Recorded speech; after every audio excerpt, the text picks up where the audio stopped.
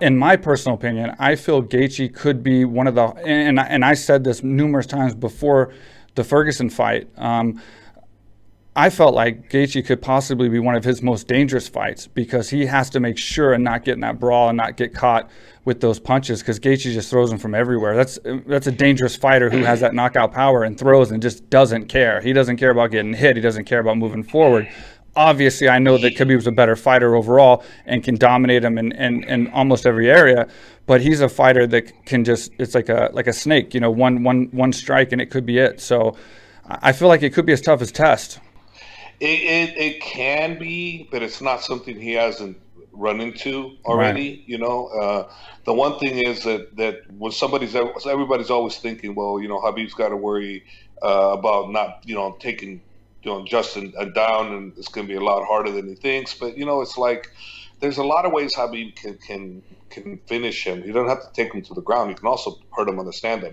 Khabib can punch really well, and he's a better striker than people give him credit. And the reason why he's known more for the ground, because that's his strength, and that's why I'm always on him. If you hear videos, you always hear me always talking about take it to the ground. Okay, now punch, in, take in, shoot. And especially on the last fight with Dustin, you can hear me all over the place talking about set up, boom, boom, right, boom, shoot. Exactly everything I'm saying, he's doing right to a T. Right as my words are going, he's doing the move. And so that in itself is why people are looking at Khabib taking Justin to the ground. And guess what?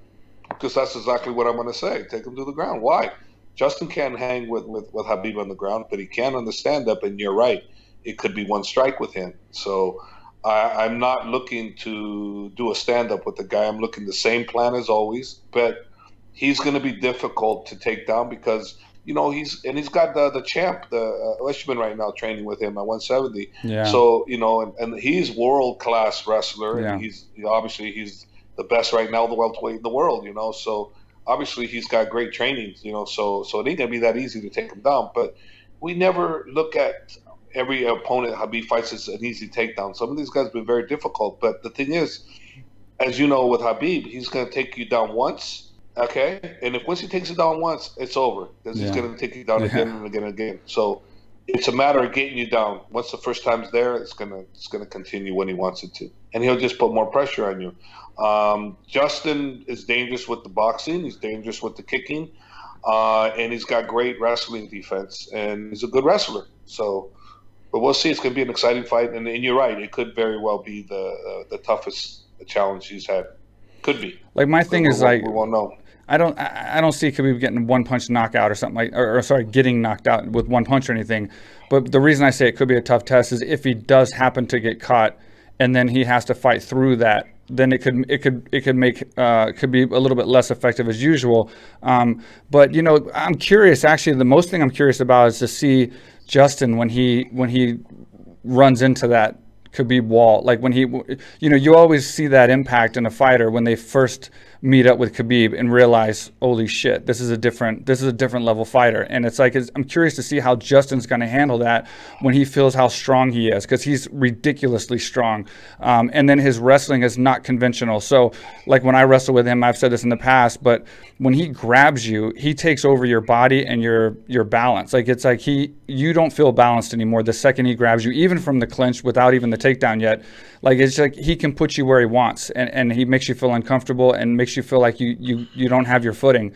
So it's like he has a lot of things that's gonna, I think, really shock. Even though you know what to expect kind of from Khabib, no one really does. That's why you keep hearing it over and over again when guys fight him. Like, wow, he really is good at that, or he's really good at that. They knew he's good at what he's good at before they fight him, but until you feel it, and I'm curious how Justin's going to react to that when he gets in there and feels that pressure, that mentality, that strength, and that balance and unorthodox type of wrestling versus the traditional.